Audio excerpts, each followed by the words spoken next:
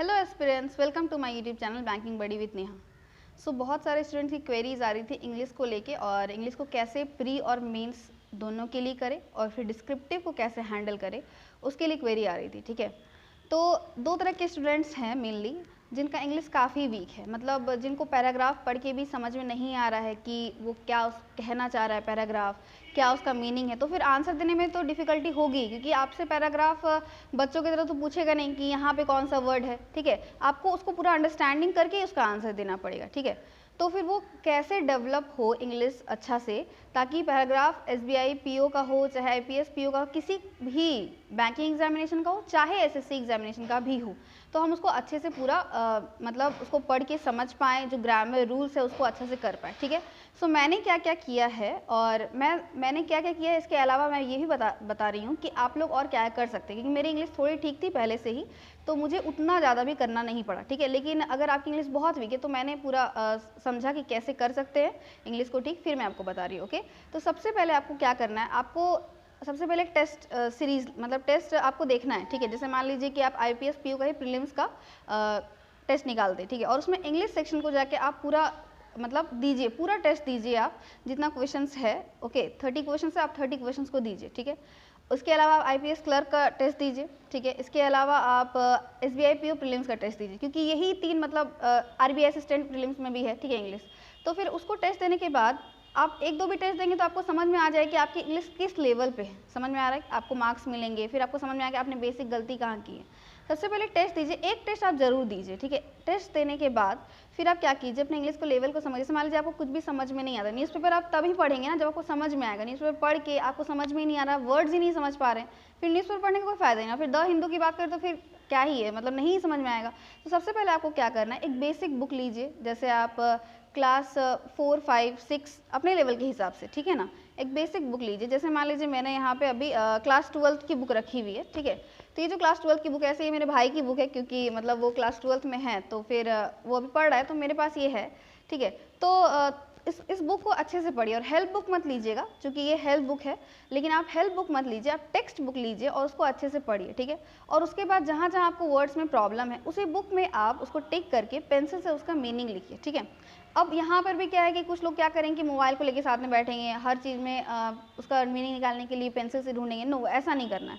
आप एक डिक्शनरी रखिए ना, छोटा सा भी डिक्शनरी अगर आप रख रहे हैं, जैसे मैंने ये छोटी सी डिक्शनरी रखी थी, मैं रेयरली ही मोबाइल का यूज़ करती थी, जैसे डिक्शनरी में नहीं मिल रहा है कोई वर्ड तो ही मैं मोबाइल का यूज़ करती थी, नहीं तो फिर मैं डिक्शनरी रखती थी और फिर डिक्शनरी से मैं अपना काम करती थी। ठीक है, तो फिर वो उस वर्ड को वहीं पे पॉइंट आउट करके आप उसको लिख लीजिए। अगर आपको ये बुक्स पढ़ने में उतना इंटरेस्ट नहीं आ रहा जनरल, तो आप कोई नोवेल पढ़ सकते हैं, लेकिन नोवेल में क्या होता है ना कि वो बहुत लंबा होता है। ठीक है, तो फिर हो सकता है कि आपको बोरिंग फील हो, आपके इंटरेस्ट पे डिपेंड करता है। ठीक है, तो कोई एक नॉर्मल लेवल का 6-7 का बुक लीजिए और उसको स्टडी कीजिए। ठीक है, स्टडी आपको उसका कहानी समझने के लिए नहीं करना है, आपको कोई फ़ायदा नहीं होने वाला कि उसकी कहानी में रैट ट्रैप दिया हुआ है या फिर कोई भी चीज़ दिया हुआ है, लेंचो का कहानी दिया हुआ है, आपको उससे कोई मतलब नहीं है। आपको वहाँ पे ये देखना है कि सेंटेंस का फॉर्मेशन एग्जैक्टली कैसे होता है। ठीक है, ही के साथ वाज कब लगता है और ही के साथ वुड कब लगता है। ठीक है, और मे कब लगता है, शुड कब लगता है। तो फिर वो जो सेंटेंस का फॉर्मेशन है, जब आप वो समझने लगेंगे तो फिर आपके लिए बहुत अच्छा रहेगा। फिर वो जैसे आप पढ़ रहे हैं तो आपको तो पूरा चैप्टर, पूरा बुक एक दिन में खत्म नहीं करना है। आप जैसे 4 पेज ही एक दिन में पढ़ते हैं, बहुत है 4 पेज, आप 2 पेज से स्टार्ट कीजिए। ठीक है,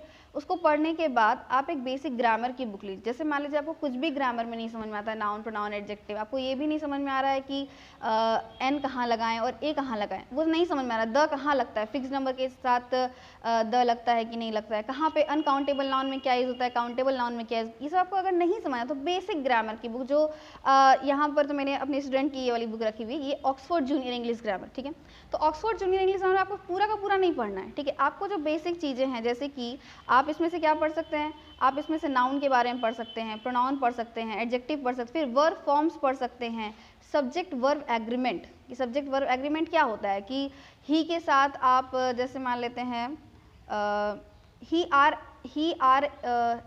ए बुक नहीं, ही आर ए बॉय नहीं लिख सकते ना, क्योंकि ही इज़ ए बॉय होगा।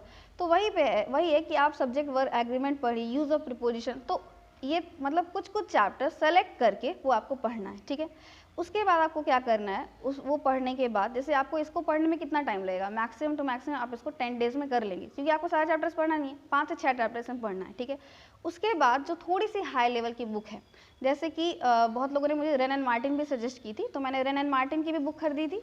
और फिर मेरे पास ऑलरेडी एक केपी ठाकुर की बुक थी, जो मेरे भाई की थी केपी ठाकुर की बुक, तो वो थोड़ी पुरानी भी हो गई है। तो ये जो केपी ठाकुर की बुक है ये मैंने पढ़ी, तो मुझे इसकी लैंग्वेज जो है बहुत मतलब ईजी लगी और अंडरस्टैंडेबल लगी, क्योंकि इसमें हिंदी में भी कुछ दिए हुए हैं और इंग्लिश में पूरा अच्छे से आपको समझाया हुआ है, ठीक है।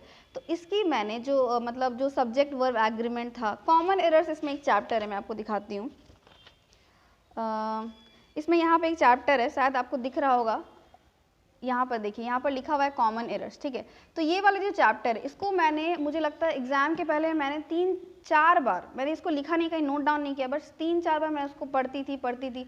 इससे मेरे समझ जो एरर डिटेक्शन में मुझे ये बहुत काम आया, बहुत ज़्यादा, ठीक है। क्योंकि रूल्स एकदम दिमाग में आ जाता था, क्योंकि आप सिर्फ वीडियोस देख रहे हैं तो फिर उससे कुछ क्या होने वाला है, ठीक है। आपको थोड़ा अपने से भी रीड करना होगा, स्टडी करना होगा, ठीक है। तो ये सब हो जाने के बाद आपका क्या होगा कि बहुत एक बेसिक तैयार हो जाएगा। अब इसमें भी आपको थोड़ा सा कन्फ्यूज़न लग रहा है, तो मैंने वीडियोस बहुत कम देखी है। मैंने वीडियोस अगर मान लेते हैं कि बहुत कम देखी, अगर 3-4 दिन में एक वीडियोस देख ली तो देख ली, क्योंकि मुझे पढ़ने में ज़्यादा अच्छा लगता है बुक से, तो मैं उसका यूज़ करती थी।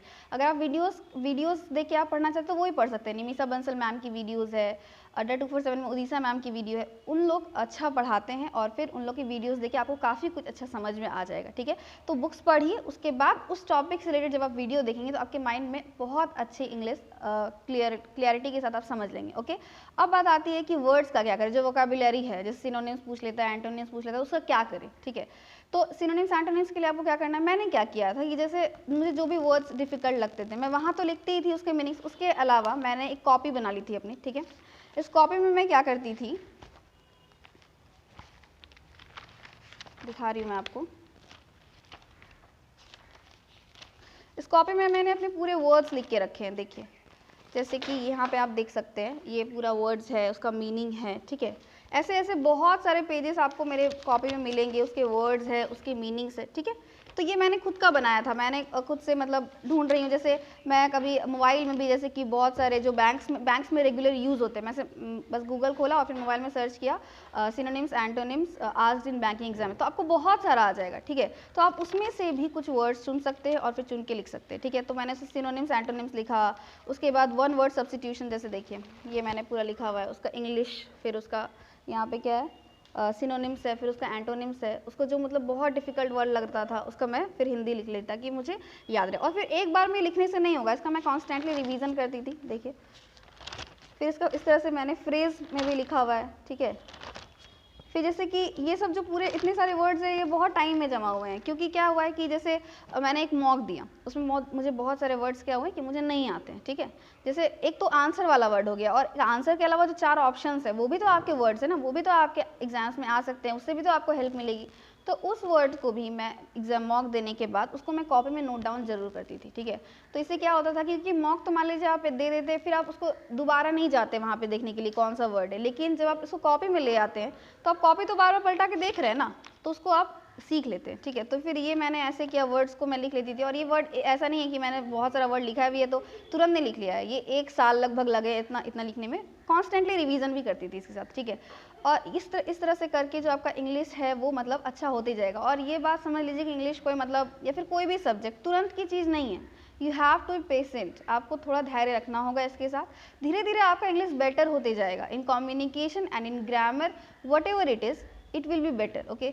सो इसके बाद अगर मैं बात करूँ तो ये ग्रामर का पोर्शन हो गया, वोकैबुलरी हो गया।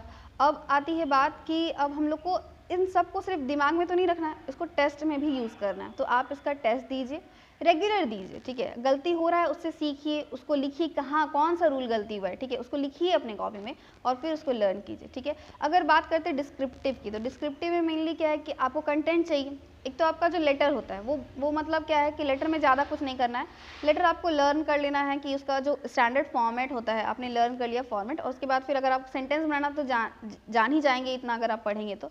उसके बाद फिर आपने वो कर लिया कि सेंटेंस कैसे बनता है, फिर अगर प्रैक्टिस कर ली, ठीक है। और इसके अलावा ऐसे के लिए आपको कंटेंट चाहिए होता है, तो कंटेंट के लिए आपको न्यूज़पेपर तो पढ़ना होगा। न्यूज़पेपर अगर मान लीजिए कि आप उतना ही पढ़ने के शौकीन है, एक आप डेली एक एडिटोरियल पढ़िए, ठीक है।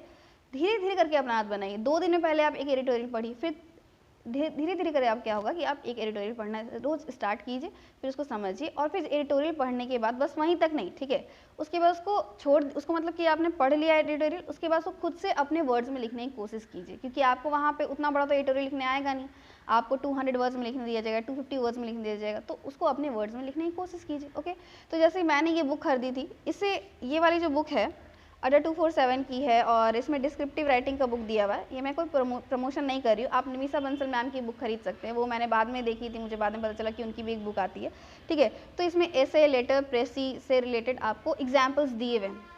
ऐसा नहीं है कि इसी बुक में से क्वेश्चंस आते हैं, पर आपको एक स्टैंडर्ड पता चल जाएगी कैसे लिखा जाता है। ओके, सो आप इससे रेगुलर प्रैक्टिस कर सकते हैं, या फिर आपने कोई बुक ली है तो उससे रेगुलर प्रैक्टिस कर सकते हैं, ठीक है, और फिर उससे टेस्ट दीजिए। अभी आपको मेंस में अभी तुरंत में एकदम डिस्क्रिप्टिव स्टार्ट नहीं कर देना है, पहले आप बेसिक्स ये सब क्लियर कीजिए अपना इंग्लिश का, फिर धीरे धीरे आप डिस्क्रिप्टिव में जाएंगे। ओके, सो मुझे लगता है कि मैंने किया है फॉलो, और जो मुझे लगता है आपको करना चाहिए मैंने आपको वो बताया है, ठीक है। और आपको इससे भी रिलेटेड अगर आपको नहीं समझ में आ रहा है कि और इससे रिलेटेड कोई भी क्वेरी है तो आप उसको कमेंट सेक्शन में ज़रूर बताइए, और अगर आप चैनल पर नए हैं तो ज़रूर उसको सब्सक्राइब कीजिए एंड बेल आइकन को प्रेस कीजिए। Okay, and thanks for watching.